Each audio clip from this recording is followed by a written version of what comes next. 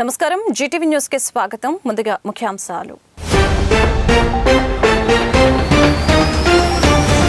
అమరావతిలో పర్యటించి గత ప్రభుత్వం కూల్చివేసిన ప్రజావేదికను సందర్శించిన ముఖ్యమంత్రి చంద్రబాబు నాయుడు. రాజధానిలో వివిధ భవనాల నిర్మాణాలపై అధికారులతో చర్చ.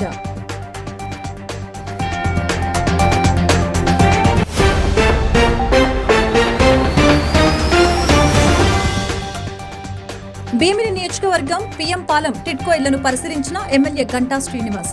జగన్ పాలనలో రాష్ట్రం గాడి తప్పిందని విమర్శ.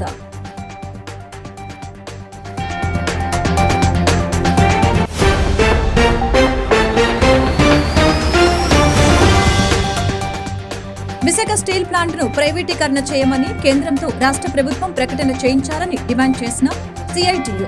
చంద్రబాబు పవన్ కళ్యాణ్లు ఎన్నికల్లో ఇచ్చిన మాట నిలబెట్టుకోవాలని సూచన.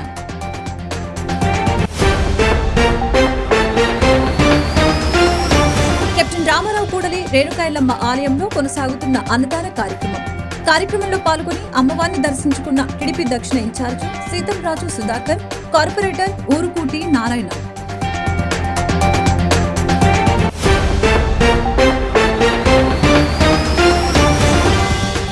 ఈ నెల 21 నుంచి 3 రోజుల పాటు రామ్నగర్ లయన్స్ క్లబ్ లో ప్రదర్శించనున్న ప్రాచీన నాణాలు, స్టాంపులు, నోట్ల ప్రదర్శనలో పాల్గొని అవకాశం సద్వినియోగపరచుకోవాలని కోరిన నిర్వాహకులు.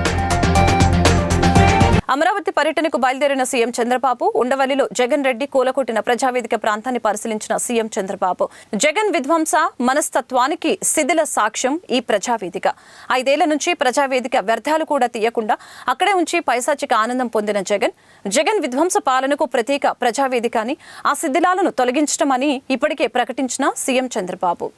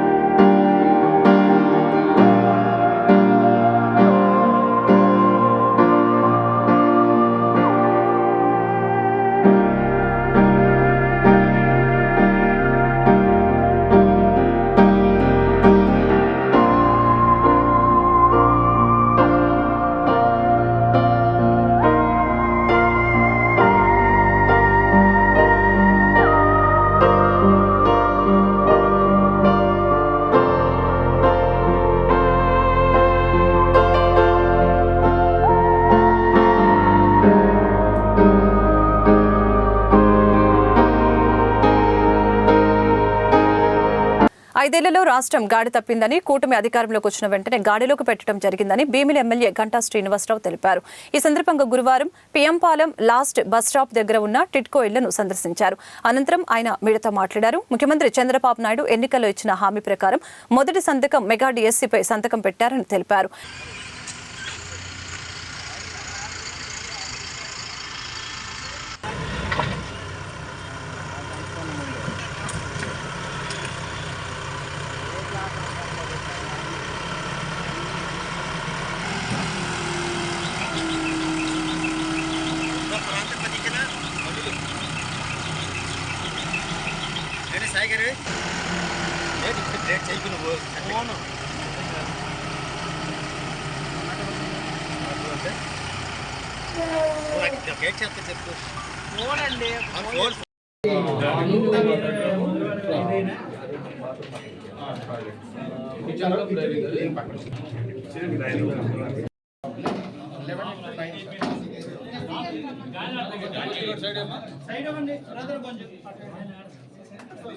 చంద్రబాబు నాయుడు గారు తొలి సంతకాలు కూడా మొత్తం 5 సంతకాలు పెట్టడం, ఏదైతే ఎన్నికల సమయంలో మేనిఫెస్టోలో చెప్పారో ఆ మేనిఫెస్టో అమల్లో భాగంగానే ఆ 5 సంతకాలు కూడా పెట్టడం జరిగింది. మొట్టమొదటి సంతకం ఏదైతే మెగా డిఎస్సి కావచ్చు, అలాగే అన్న క్యాంటీన్ కావచ్చు, దాంతోపాటు ముఖ్యంగా పెన్షన్లు ఏదైతే 4,000 చేస్తున్నారో అది కావచ్చు, దాంతోపాటు ఈ ల్యాండ్ టైటిలింగ్ యాక్ట్ ఏదైతే ఉందో అది కావచ్చు. ఇట్లా అన్నీ కూడా సంతకాలు పెట్టి ఏదైతే ఎన్నికల హామీలు ఇచ్చారో అవి అమలు మొదలు పెట్టడం కూడా జరిపోయింది. 2014 నుంచి 19 బాబు హయాంలో అమరావతి పోలవరంతో పాటుగా పేదవాడికి ఇల్లులు కూడా ఇవ్వాలని నిర్ణయించి పెద్ద పెద్ద కంపెనీలకు కాంట్రాక్ట్ ఇవ్వడం జరిగిందని తెలిపారు. అందులో 3,360 ఇళ్లను భీమిలి నియోజకవర్గంలో నిర్మించడం జరిగిందని తెలిపారు. అయితే 2019లో ప్రభుత్వం మారడం దురదృష్టకరమైతే జగన్ ముఖ్యమంత్రి అయ్యాక వీటిని నిర్వీర్యం చేశారని పేర్కొన్నారు. అతి త్వరలో వీటికి మోక్షం కలిగిస్తామని వెల్లడించారు. మరి ఆ రోజు 2014-19 5 సంవత్సరాల చంద్రబాబు నాయుడు గారి పరిపాలనలో కొన్ని ప్రయారిటీ సెక్టర్స్ మనం పెట్టుకోవడం జరిగింది. ముఖ్యంగా ఆ రోజు అమరావతి రాజధాని కానీ, పోలవరం ఏదైతే తెలుగు వాళ్ళ జీవనాడిగా భావించామో ఆ పోలవరం కానీ ఇట్లా పెట్టుకొని వాటితో పాటు ప్రయారిటీ సెక్టర్స్లో పేదవాడికి ఇళ్ళు అనేది అత్యంత ప్రాధాన్యత గల దీని కింద పెట్టుకొని ఆ రోజు దాని మీద ఫోకస్ కూడా పెట్టడం జరిగింది. ఈ టిట్కో ఇళ్ళు మొత్తం అందులో భాగంగా భీమిలికి కూడా దాదాపు 3,360 ఒక 5 ప్లేసుల్లో మనం ఇప్పుడు వెళ్ళిన ఇది కానీ, కొమ్మాది కానీ, సొద్దగడ్డ కానీ, దాంతోపాటు దబ్బంద కానీ, తంగివలస కానీ ఇట్లా 5 ప్లేసుల్లో మొత్తం 3 కేటగిరీస్లో 300, 365, 430 ఇట్లా 3 ఎస్ఎఫ్టీలో సింగిల్ బెడ్రూమ్, డబుల్ బెడ్రూమ్ ఇళ్ళు అవి మనం విజిట్ కూడా చేయడం జరిగింది. అవన్నీ చూసేప్పుడు పేదవాడు కూడా తనకు ఒక సొంత ఇల్లు ఏర్పడుతుంది అనే కళ నెరవేర్చుకునే విధంగా వాళ్ళ ఆనందం కూడా వ్యక్తపరచడం జరిగింది. జగన్మోహన్ రెడ్డి గారు మళ్ళీ ముఖ్యమంత్రి అయిన తర్వాత ఏదైతే గతంలో ప్రభుత్వం ప్రయారిటీ పెట్టుకుందో అవన్నీ కూడా కేవలం తెలుగుదేశం హయాంలో స్టార్ట్ అయ్యాయి కాబట్టి వాటిని ఏ విధంగా పక్కన పెట్టాలనే ఉద్దేశంతో ఉద్దేశపూర్వకంగా అవన్నీ కూడా పక్కన పెట్టి అవన్నీ కూడా వృధా చేసిన విషయం కూడా మనం చూస్తూ ఉన్నాం. కోట్లాది రూపాయలు వ్యయం చేసి ఆ పేదవాడికి ఒక సొంతింటి కళ నెరవేర్చాలనే ఉద్దేశంతో ఇవన్నీ కూడా ఏర్పాటు చేస్తే ఏ ఒక్క టిట్కో హౌసింగ్ ప్రాజెక్ట్ కూడా కంప్లీట్ చేసి ఈ 5 ఏళ్లలో ఒక్కడు కూడా హ్యాండ్ ఓవర్ చేయాలి. ప్రాచీన నాణాలు, స్టాంపులు, నోట్ల ప్రదర్శనను ఈ నెల 21 నుంచి 23 వరకు రామ్నగర్ లయన్స్ కమ్యూనిటీ సెంటర్లో విష్ణుపెక్స్ 2024 పేరున 3 రోజుల పాటు నిర్వహిస్తున్నట్లు the numismatic philatelic society of Visakha president CHV Ramagupta తెలిపారు. విజెఫ్ ప్రెస్ క్లబ్లో గురువారం నిర్వహించిన మీడియా సమావేశంలో ఆయన మాట్లాడారు. ఈ నెల 21న సాయంత్రం 5 గంటలకు జరిగే ప్రారంభ కార్యక్రమానికి ముఖ్య అతిథిగా లయన్స్ క్లబ్ పూర్వ multiple council chairman lion DSSV Varma హాజరవుతున్నట్లు తెలిపారు. నా పేరు Vankayala Venkataramagupta, president numismatic philatelic society of Visakhapatnam, అనగా నాణెములు స్టాంపులు సంస్థ. మేము ఈ నెల 21వ తారీఖుని 5 గంటలకి మా సంస్థ మరియు Lions club of Visakhapatnam joint programme నాణెములు, కరెన్సీ, స్టాంప్స్ ప్రదర్శన చేస్తున్నాము. రేపు చీఫ్ గెస్ట్ గాను వర్మ గారు, లయన్స్ వర్మ గారు వస్తున్నారు. గెస్ట్ ఆఫ్ ఆనర్ గాను Nagarjuna university vice chancellor Balamohan Das గారు వస్తున్నారు. అలాగే రేపు సాయంకాలం 5 నుంచి 7:30 వరకు జరుగుతుంది. ఎల్లుండి శనివారం నాడు మార్నింగ్ 10 to ఈవినింగ్ 6 వరకు ఉంటుంది. ఆదివారం నాడు మార్నింగ్ 10 to ఈవినింగ్ 6 వరకు.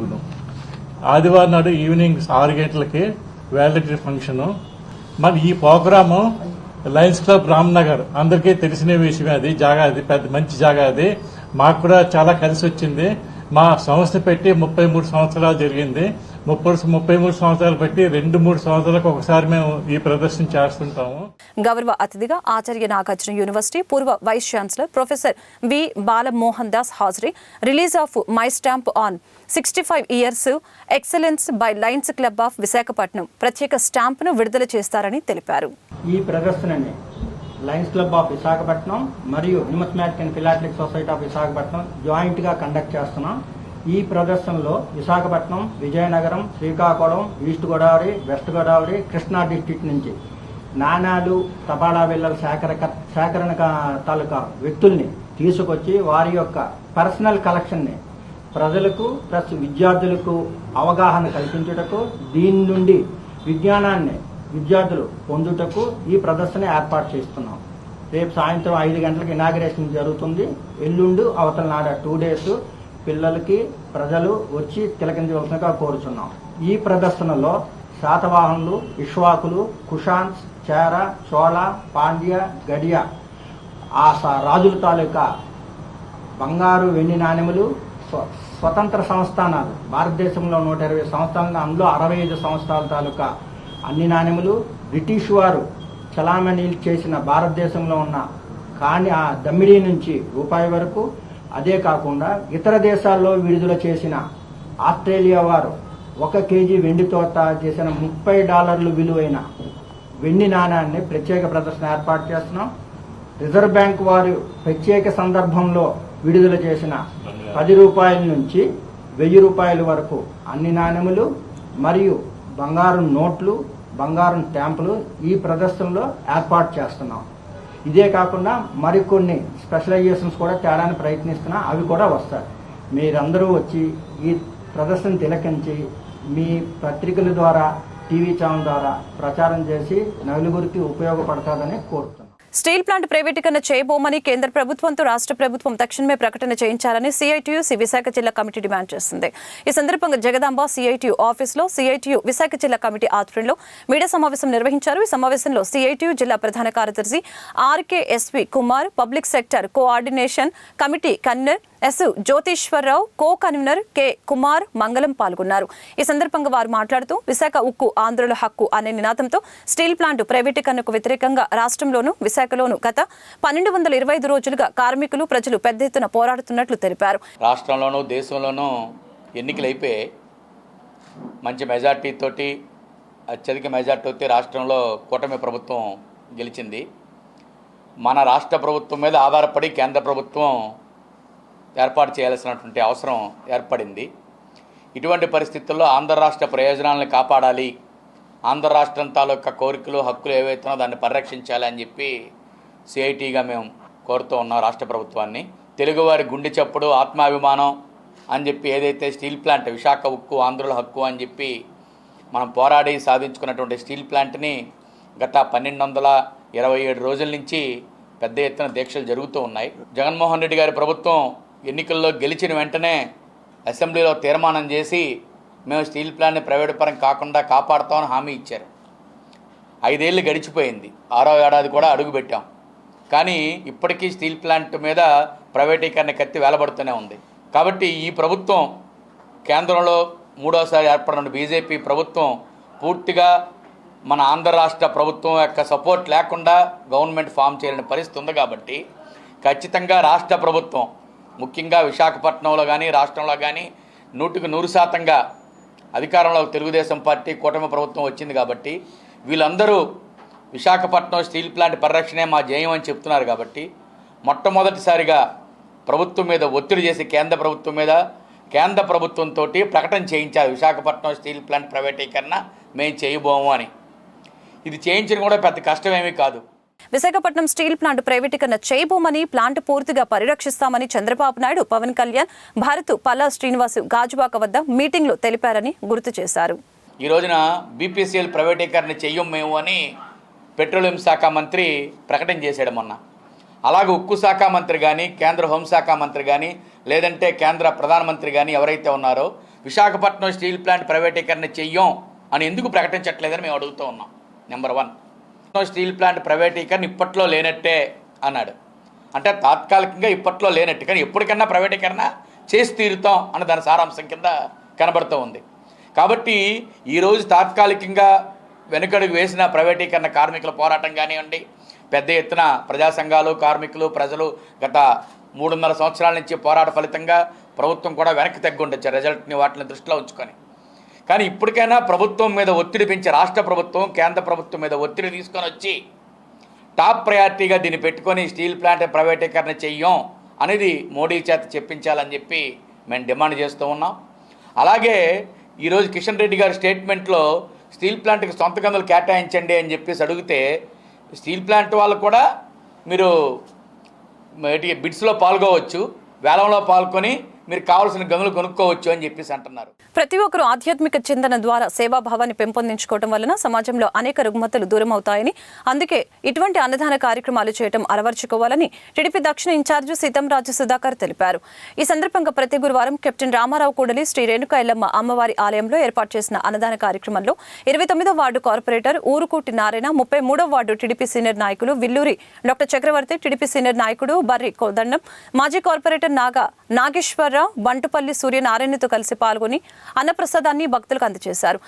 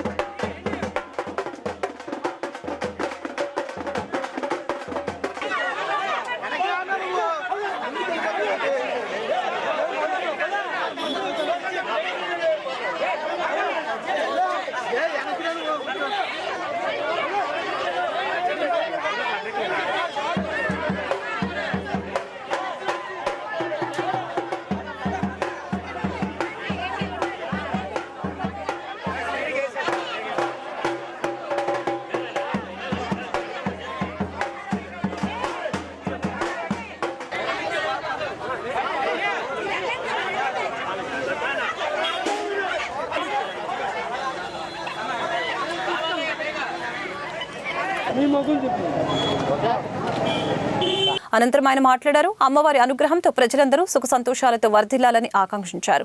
నిత్య పూజలు, అన్నదానం, ఇతర కార్యక్రమాలు నిర్విరామంగా చేపడుతున్న ఆలయ కమిటీని అభినందించక తప్పదని తెలిపారు. నుంచి వస్తూనే ఉన్నాను, మా పెద్దలందరూ దయ వల్ల, మా నీలకంఠం గారు, మా వార్డు కుమార్ గారు అందరూ కూడా బాగా ఆదరిస్తారు నాకు ఈ గుడికి. అమ్మవారి దయతో రాష్ట్రం సుభిక్షంగా ఉండాలి, వైజాగ్ సుభిక్షంగా ఉండాలనే ఉద్దేశంతో అమ్మవారు కూడా ఈ రాష్ట్రాన్ని మళ్ళీ సస్యశ్యామలం దిశగా చంద్రబాబు నాయుడు గారి పరిపాలన రావాలని అమ్మవారి ఆశీస్సుల మేరకు మన అందరం అనుకున్నది జరిగింది. విశాఖ దక్షిణంలో కూడా కూటమి అభ్యర్థి కూడా గెలిచారు. ఇప్పుడు అన్నీ మంచి రోజులే, రాబోయే రోజులన్నీ సంక్షేమం, అభివృద్ధి రెండు రైలు పట్టాల్లో నడుస్తాయని అందరం ఆశిస్తున్నాం. అది ఆల్రెడీ చూస్తున్నారు. రోజు ముఖ్యమంత్రి గారు 74 ఏళ్ల వయసులో కూడా కుర్రాళ్ళ పరిగెడుతున్నారు. ఆయన మీ వల్ల నా వల్ల కూడా కాని పని పొద్దుటే లేచి బస్సు వేసుకుని అన్ని కిలోమీటర్లు తిరుగుతా సమీక్ష, ఒకే ఫైల్స్, ఒకే పార్టీని సాటిస్ఫై చేయడం, ఇన్ని పనులు ఒక్క మనిషి ఆయన నిర్విరామంగా కృషి చేస్తున్నారు. దానికి తగ్గ ఫలితాలు ఉంటాయి. ఎందుకంటే ప్యాలెస్లో కూర్చుని 10:30కో 11 గంటలకు రావటం, 1 గంటకి చెప్పులు వేసుకుని లోపలికి వెళ్ళిపోవటం, మళ్ళీ 5ంటికి రావడం, మళ్ళీ 6:30, 7ంటికి వెళ్ళిపోవటం, ఒత్తిడి గంటన్నర, సాయంత్రం గంటన్నర ముఖ్యమంత్రి కాదు చంద్రబాబు నాయుడు గారు. గంటల తరబడి ప్రజల గురించి కష్టపడే మనస్తత్వంతో గల నాయకుడు మనకి ఆంధ్రాకి దొరికాడు. ఆ దిశగానే ఆంధ్ర కూడా పరుగులు పెడుతుంది. అక్కర్లే, ఎందుకంటే నాకు దక్షిణ నియోజకవర్గం ఇన్ఛార్జిగా 5-6 నెలల లోపే నన్ను నియమించారు. నేను ఎప్పటికీ కృతజ్ఞతగా ఉంటాను చంద్రబాబు నాయుడు గారికి. నాకు ఏదైతే గుర్తింపు కావాలని జగన్మోహన్ రెడ్డిని కోరానో, ఎన్నో కోట్లాది రూపాయలు పార్టీకి ఖర్చు పెట్టాను, ఆయనకి ఖర్చు పెట్టాను, నాకు దక్కలేదు. అది నాకు చంద్రబాబు నాయుడు గారు రాగానే నాకు దాన్ని నాకు ఇచ్చారు. ఆలయ కమిటీ గౌరవ అధ్యక్షులు పీలా వెంకట అప్పలనాయుడు, అధ్యక్షుడు కరి నీలకంఠం మాట్లాడుతూ ఆలయ అభివృద్ధిలో పాలు పంచుకుంటున్న సీతంరాజు సుధాకర్ కి కృతజ్ఞతలు తెలియజేశారు. ఈ కార్యక్రమంలో వార్డు టీడీపీ అధ్యక్షులు వాసుపల్లి రామ్ కుమార్, ఆలయ ముఖ్య సలహాదారులు బొడ్డేటి ప్రసాద్, కార్యదర్శి బొడ్డు పోలారావు, పంపాన గణేష్, బడే నాగరాజు, సత్యనారాయణ, వాసుపల్లి నర్సింగు, మధు, కామేశ్వర శర్మ, గలగల్ల సత్యవతి, పాకాలపాటి అప్పారావు, గలగల్ల కనకరాజు పాల్గొన్నారు. గౌరవనీయులైనటువంటి సీతంరాజు సుధాకర్ గారు రేణుకా ఎల్లమ్మ అమ్మవారి దర్శనానికి విచ్చేసిన సందర్భంగా ఇక్కడికి విచ్చేసినటువంటి జనసేన, తెలుగుదేశం కార్యకర్తలందరికీ మా సుస్వాగతం. అలాగే రాష్ట్రానికి ఏ మంచి జరగాలన్నా చంద్రబాబు నాయుడు గారు అంటే ఉత్తమమైనటువంటి సీనియర్ నాయకులు అవసరం అని చెప్పేసి ప్రజలందరూ కోరుకున్నారు, తద్వారా దీవించారు. గౌరవనీయులు సీతంరాజు సుధాకర్ గారికి ఈరోజు రేణుకా ఎల్లమ్మ ఆలయం కమిటీ వారు అన్నదాన కార్యక్రమం నిర్వహించారు. దానికి ముఖ్య అతిథిగా సీతంరాజు సుధాకర్ గారిని వెళ్ళడం జరిగింది. ఎలక్షన్ ముందు ఒకసారి వచ్చారు సారు, ఆ తర్వాత ఇదే మొదటిసారి, ఎలక్షన్ తర్వాత ఇదే మొదటిసారి సీతంరాజు సుధాకర్ని ఆహ్వానించడం జరిగింది. ఆహ్వానం మేరకు సారు అందరి కార్యకర్తలతో సహా టీడీపీ జనసేన కార్యకర్తలతో కలుపుకొని అందరూ కలిసి ఈ కార్యక్రమాన్ని విచ్చేయడం జరిగింది. ధన్యవాదాలు తెలియజేసుకుంటున్నామండి. అంతర్జాతీయ యోగా దినోత్సవం ఈ నెల 21న జరుగుతుందని ప్రజాపిత బ్రహ్మకుమారిస్ సంస్థ హెచ్బీ కాలనీ బ్రాంచ్ రాజయోగా ధ్యానం టీచర్ రమా తెలిపారు. ఈ సందర్భంగా డాబా గార్డెన్స్ విజేఎఫ్ ప్రెస్ క్లబ్ లో గురువారం నిర్వహించిన మీడియా సమావేశంలో మాట్లాడారు. ఏటా జూన్ 21న ప్రపంచ దేశాల్లో అంతర్జాతీయ యోగా దినోత్సవం జరుగుతుందని గుర్తు చేశారు. యోగా శాంతికి చిహ్నమని తెలిపారు. ఎలక్ట్రానిక్ మీడియా ద్వారా మంచి విషయాల్ని ఫోకస్ చేయడం ద్వారా తప్పకుండా ఈ సమాజంలో ఒక పాజిటివిటీకి కారణం దురాలోచనలు, దుర్గుణాలు. ఈ దురాలోచన రావడానికి మన మనసు ఈరోజు కలుషితం అయిపోయింది. ఇటువంటి కలుషిత వాతావరణంలో మనిషి ఎన్ని రకాల చుట్టూ ఎన్ని పురోభివృద్ధి సాధించిన 10,000 రూపాయలు పట్టు చీర కట్టుకున్న, 3,000 రూపాయలు జీన్స్ ప్యాంట్ వేసుకున్న, లోపల మెంటల్ ఒక సౌందర్యం లేదు, మానసిక సుస్థిరత లేనప్పుడు వాళ్ళు సమాజానికి ఏమీ చేయలేరు. కాబట్టి ఈరోజు ప్రజాపిత బ్రహ్మకుమారి ఈశ్వర విశ్వవిద్యాలయం ప్రపంచ దేశాలకి కూడా ఇదే చెబుతుంది, భగవంతుడు ఒక్కరే, మనందరికీ భగవంతుడే తండ్రి. One God and one family, one God. భగవంతుడు మన తండ్రి అయితే మనం అందరం కూడా కుటుంబం, ప్రేమ, పరస్పర ప్రేమ, జాతి, మత, కుల, లింగ, వర్ణ, వయోభేదాలను వదిలేసి ఆత్మస్మృతిని కలిగిస్తున్నారు. మానవులు గర్వించే రీతిలో దేశ రాజయోగ వైభవం ఇంకా పెరగాలని, పూర్వం ఋషులు మునులు రాజయోగ ప్రాచుర్యంలోకి తెచ్చారని గుర్తు చేశారు.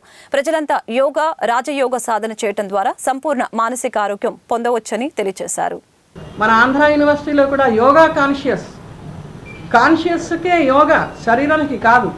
కాన్షియస్ అంటే ఈ శరీరంలో ఉన్నటువంటి చైతన్యం అన్నమాట, ఆత్మని చైతన్యం చేసేటువంటి యోగా పరమాత్మ ఒక్కడే నేర్పగలుగుతాడు. Supreme soul, supreme teacher, supreme benefactor Sadguru, అతడే ఈ సృష్టి పైన ఇప్పుడు అన్ని యోగాల లెక్కల the king yoga, the Rajayoga నేర్పిస్తున్నారు. దీనికి ఏమీ కూడా ఎవరు మూల్యం చెల్లించక్కర్లేదు. మీ యొక్క శ్రద్ధ, మీ యొక్క వినయము, మీ భక్తితోటి మీరు ఏది నేర్చుకుంటారో దానికి మీరే గురువుగా అవుతారు. కాబట్టి ముందుగా మా మీడియా సోదరులందరికీ కూడా వారి కుటుంబాలన్నీ కూడా సుఖశాంతులతో ఉండాలి.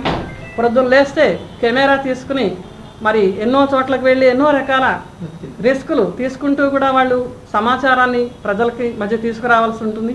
చెడుని బయట పెట్టడానికి ఎంత ఫోర్స్గా మనం ముందుకెళ్తూ ఉంటామో మంచిని కూడా బయటకు తీసుకురావడానికి అంతే ఫోర్స్ ఇస్తారు మా మీడియా సోదరులు. ఈరోజు మనం జరుపుకున్నటువంటి 10వ ప్రపంచ యోగా దినోత్సవం సందర్భంగా బ్రహ్మకుమారిస్ ద్వారా ఏదైతే సందేశము మీకు లభిస్తుందో దాన్ని కట్ షాట్ చేయకుండా మీరు చక్కగా ఈ పత్రికల ద్వారా, మీ ప్రసార మాధ్యమాల ద్వారా దీన్ని ప్రజలకి యథాతథంగా అందించి ఈ యొక్క కార్యక్రమాన్ని మీరు విజయవంతం చేస్తారని మీకు కూడా నేను ఎన్నోసార్లు అడుగుతూ ఉన్నాను. బ్యూటీ సేవలలో అత్యాధునిక పేరుగాంచిన జే స్టూడియో 4వ బ్రాంచ్ ని సిరిపురం విఐపి రోడ్లో ప్రారంభించారు. ఈ బ్రాంచ్ ని ప్రముఖ సినీతార హనీ రోజ్, ప్రముఖ మోడల్ మానస చౌదరి, సంస్థ మేనేజింగ్ పార్ట్నర్ శ్రీకాంత్, అధినేత జ్యోతి రవితో కలిసి జ్యోతి ప్రజ్వలన చేసి ప్రారంభించారు. ఈ సందర్భంగా సినీతార హనీ రోజ్ మాట్లాడారు. ప్రఖ్యాతగాంచిన జే స్టూడియో ప్రారంభించడం తనకెంతో ఆనందంగా ఉందని తెలిపారు. శ్రీకాంత్ మాట్లాడుతూ సంస్థ ప్రత్యేకతను తెలిపారు. ఓపెనింగ్ కోసం ఇక్కడికి రావడం నాకు చాలా సంతోషం. ఇది నా మొదటి association with J studio group. J studio గురించి నేను చాలా విన్నాను. They are one of the top leading brands in this skin care industry.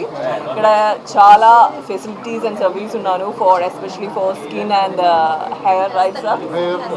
Yes, Ayurvedam is also there. So and the opening Kanika special offers and discounts is there, right? Nice. So use it really well, and I wish them all the very best, Jyoti Garu and Sringath Garu, for inviting me, and all the very best. Thank you very much. Thank you so much. Sripuram ప్రజలందరికీ ఒక పెద్ద hi. నేను మానస bubblegum ఆర్టిస్ట్ని. Firstly జ్యోతి గారు and Srikanth గారికి ఒక పెద్ద hearty congratulations. ఇంత పెద్ద వెంచర్, అది 4th బ్రాంచ్ వైజాగ్కి స్టార్ట్ చేయడానికి. అండ్ సో ఇది ఈ ప్లేస్లో నాట్ జస్ట్ హెయిర్ మేకప్ అది ఒక్కటే కాకుండా they have started cosmetology and ayurvedic services and all that, which is a really nice thing. And ఇన్ని ఫ్లోర్స్ ఒక కాస్మెటాలజీ దీనికి it's really nice venture. And I think ఇక్కడ గ్రూమ్ అవ్వడానికి it's good experience to get here. So yeah, actually ఇక్కడ అందరికీ వచ్చినందుకు కూడా చాలా thank you for the media, I mean the media to actually cover this. Thank you so much. నమస్కారం అండి, నా పేరు శ్రీకాంత్ వెన్న. జే స్టూడియో అంటే జే అంటే జ్యోతి, మా వైఫ్ దండి. ప్యాషన్తో స్టార్ట్ చేసాం 2019లో. సో ఈ స్టార్ట్ చేసిన జర్నీలోని మా యొక్క క్వాలిటీ ఆఫ్ సర్వీసెస్ అండ్ మా యొక్క ఎక్స్పర్ట్ స్టాఫ్ వల్ల మేము ఇలాగ 4th బ్రాంచ్ స్టార్ట్ చేయడం అవుతుందండి.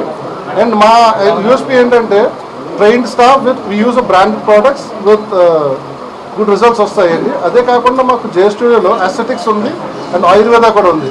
అంటే అన్ని అండర్ వన్ రూమ్ బట్ అందరికీ మనకి అందుబాటులో ఉండేటట్టు.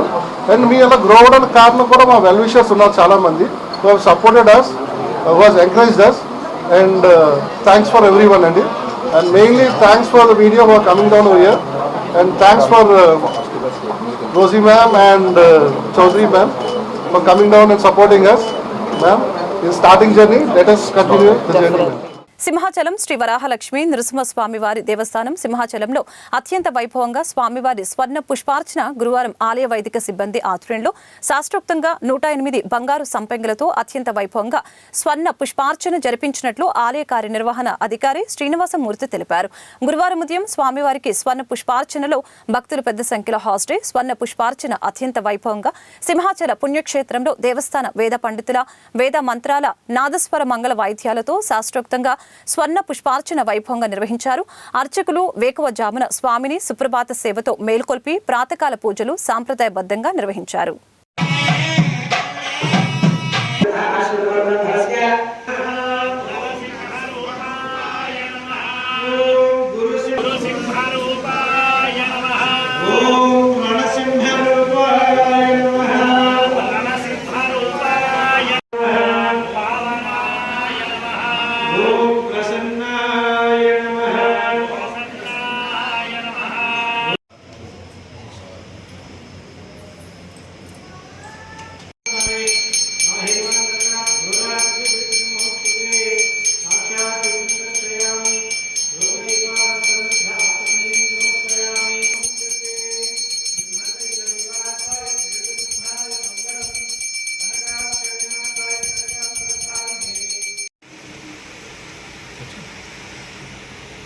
వార్తలు ముగించే ముందు ముఖ్యాంశాలు మరొకసారి.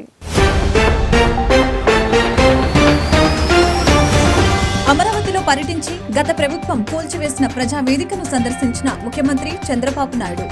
రాజధానిలో వివిధ భవనాల నిర్మాణాలపై అధికారులతో చర్చ.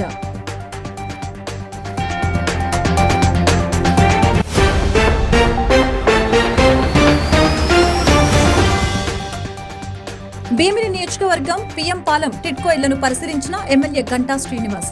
జగన్ పాలనలో రాష్ట్రం గాడి తప్పిందని విమర్శ.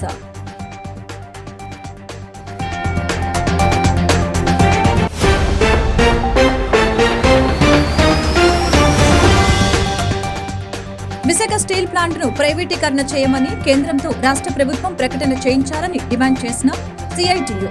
చంద్రబాబు పవన్ కళ్యాణ్లు ఎన్నికల్లో ఇచ్చిన మాట నిలబెట్టుకోవాలని సూచన.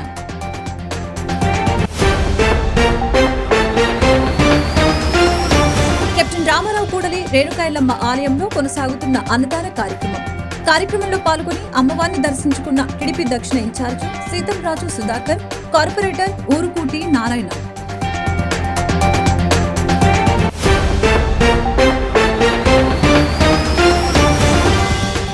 ఈ నెల 21 నుంచి 3 రోజుల పాటు రామ్నగర్ లయన్స్ క్లబ్ లో ప్రదర్శించనున్న ప్రాచీన నాణాలు, స్టాంపులు, నోట్ల ప్రదర్శనలో పాల్గొని అవకాశం సద్వినియోగపరచుకోవాలని కోరిన నిర్వాహకులు. ఈ వార్తలు ఇంతటితో సమాప్తం. మరొక బులెటిన్లో మళ్ళీ కలుద్దాం. నమస్కారం.